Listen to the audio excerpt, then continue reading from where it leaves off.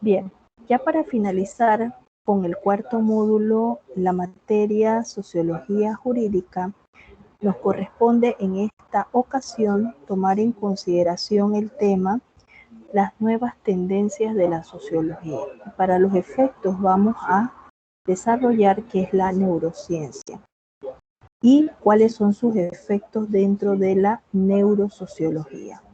La pregunta disparadora en este caso o problematizadora relacionada con este tema es la siguiente.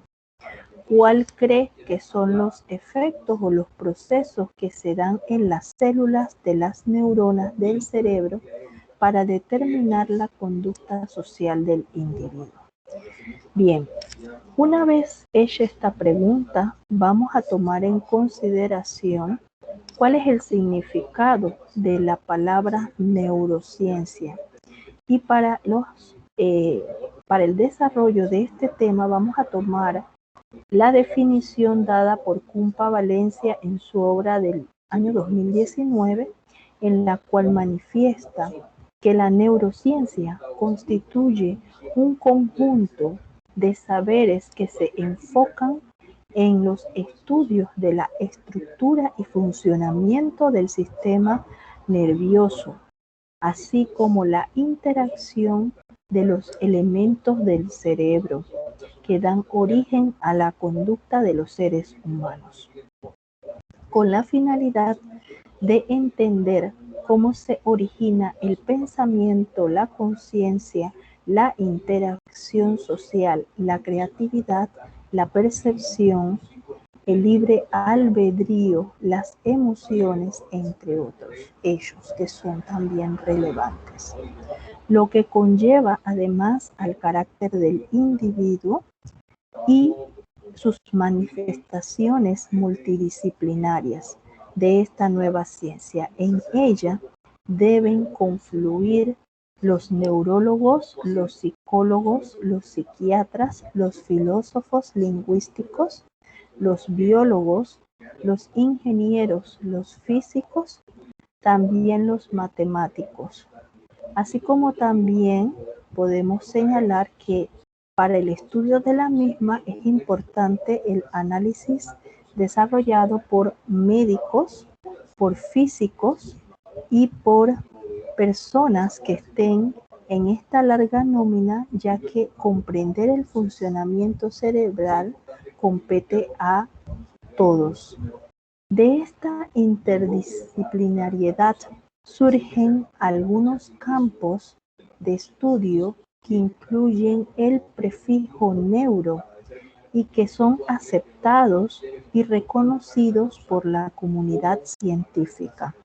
Este autor también comenta que los diferentes campos de estudio complementan el análisis sobre las neurociencias, indicando que hay un acercamiento muy fuerte entre la neurobiología y las ciencias políticas, ya que el cerebro procesa información para la vida en sociedad y que está comenzando a aceptar el estudio de las bases neurales de la religión dentro de las neurociencias cognitivas.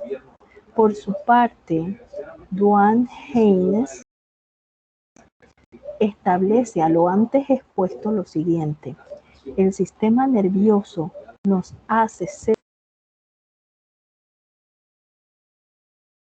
la inteligencia, la coordinación o falta de ella y muchas otras características son el resultado de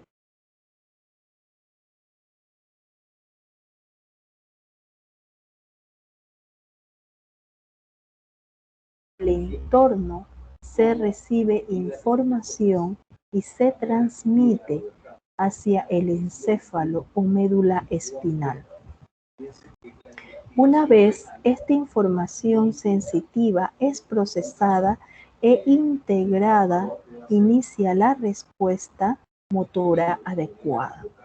El sistema nervioso puede considerarse como una escala de estructura creciente. A nivel microscópico, su unidad estructural y funcional es la neurona o célula nerviosa. Entre las neuronas del sistema nervioso central se disponen elementos de soporte denominados células gliales. El otro extremo de la escala, en el nivel microscópico, se encuentran las grandes divisiones o partes del sistema nervioso, que pueden ser manipuladas y estudiadas sin necesidad de aplicar aumentos. Estos dos extremos son indispensables y son también necesarios, y además no son independientes, sino que forman un continuo debido a que las neuronas relacionadas funcionalmente se agrupan para formar pequeñas estructuras que a su vez se combinan entre sí y así se forman estructuras mayores. La comunicación en el sistema nervioso se produce a muchos niveles diferentes, dando lugar a una amplia gama de actividades nerviosas producidas o de soporte vial. Una vez comprendido lo anterior, de ahora en adelante nos enfocamos en el punto de vista y en el campo de estudio de la sociología. Pero no olvidemos lo de antes explicado, ya que dicha explicación nos sirve como base para comprender la relación de los procesos neurales en el comportamiento del individuo, que es en los que nos debemos de centrar. Vale destacar que las teorías sociológicas se inician en el siglo VII con los estudios de Augusto Comte. Además, continúa con Emile Durkheim y Max Weber. Por su parte, el origen de la neurosociología lo podemos encontrar en el mismo Augusto Comte en sus escritos de 1838 y 1839. El estudio positivo de las funciones intelectuales y morales funcionales y sus funciones cerebrales. Posteriormente, uno de los discípulos de Comte, Robert Hertz, realiza amplios estudios del comportamiento social, relacionándolos con el cerebro. Sin embargo, el término neurosociología es acuñado por el neurofisiólogo norteamericano Joseph Bowen en 1912 en la Universidad de California. Más tarde, en 1968, el médico neurólogo soviético Alexander Luria retoma el concepto de neurosociología de su maestro bielorruso Lev Vygotsky, al relacionar el estudio del cerebro con los aspectos sociales. Así, Luria insistía en la teoría de las funciones del cerebro, además en la cual se debe considerar en toda dimensión histórica. De esta manera, Alexander Luria consideraba que ni los compromisos y los componentes ni las relaciones funcionales se formaban al nacer. Estos componentes se desarrollaban mediante la experiencia social de los niños. Posteriormente se ha desarrollado la teoría que Dunbar expuso en 1900 1998 y la llamó hipótesis del cerebro social. En esta teoría se enfoca sobre la base neurológica en el que el cerebro determina el tamaño de la red social del individuo, fundamentando en que las habilidades sociales y la memoria tienen su asiento en el cerebro. Este autor fue más allá de posponer que el tamaño del cerebro y la edad son las que determinan el tamaño de la red social que un individuo puede tener en su vida. Así tenemos que en las primeras y últimas etapas de la vida de un ser humano, por el crecimiento o la disminución de sus funciones cerebrales, se verían disminuidas el tamaño o la red social de la persona. Por su parte, De la Puente, en el año 2011, profundiza en los planeamientos señalados y además considera que las funciones mentales tienen su estructura cerebral dinámica. Una vez establecida la misma, en lo particular, estas funciones cerebrales altas o corticales y límbicas, responsables de funciones tales como el aprendizaje, la percepción y la conciencia. Estas funciones necesitan un proceso de auto-optimización o autoajuste durante el desarrollo de la vida, adaptándose y enfrentándose de esta forma al cerebro a través de la interrelación cotidiana, cognitiva, emocional y conductual a las demandas del entorno social. De esta forma, la denominada hipótesis del cerebro social sostiene que está sustentada en el tamaño y la estructura de los grupos sociales, en su evolución humana, que es cada vez más densa y compleja. Es algo así como reflexionar sobre la historia evolutiva de la especie humana, sobre cómo y por qué surgieron las agrupaciones sociales. El ser humano es por naturaleza un ente social y como tal tiende a la integración o agregación del grupo inherente a la propia evolución y vida. Por lo tanto, se considera que toda la actividad humana no es más que una comunicación neuronal. Los teóricos concluyen así que la forma de las relaciones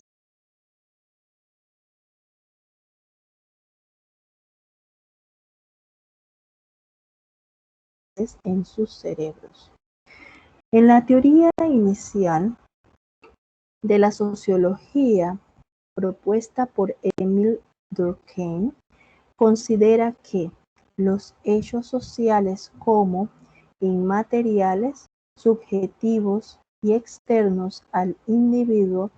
Sin embargo, cuando el individuo interactúa con el medio, es porque se han almacenado en las neuronas de su cerebro.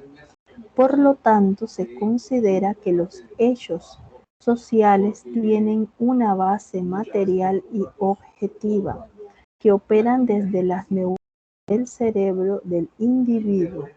Entonces, la sociología dispone un tipo de hechos que puede estudiar objetivamente como tales, porque tiene una base material y objetiva como lo es el cerebro, y concluye: si lo social está en algún sitio, este debe ser en el cerebro. Es así como esta corriente considera seguir la línea principal de la neurosociología al determinar que es más general el estudio del sistema nervioso y del cerebro para la comprensión del comportamiento social. En el presente siglo, Landivar ha hecho estudios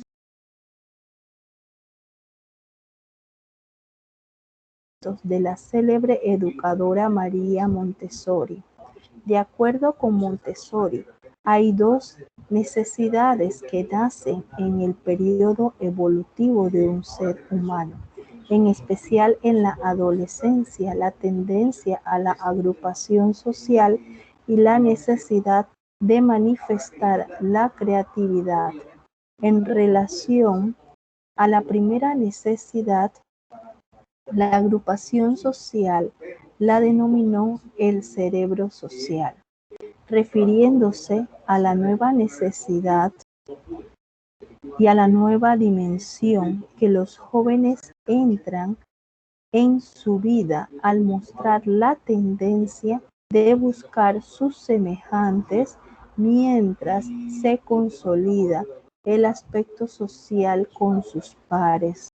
De acuerdo con la autora Landivar, la explicación neurológica radica en las emociones, debido a que la reactividad emocional y la sensibilidad aumentan durante la adolescencia, consecuentemente trayendo un desorden adictivo y además afectivo. Es así como el cerebro del adolescente, en el proceso de convertirse en adulto, se encuentra en constante cambio, por lo que el cerebro busca aprender y a trabajar socialmente en colaboración con los demás seres.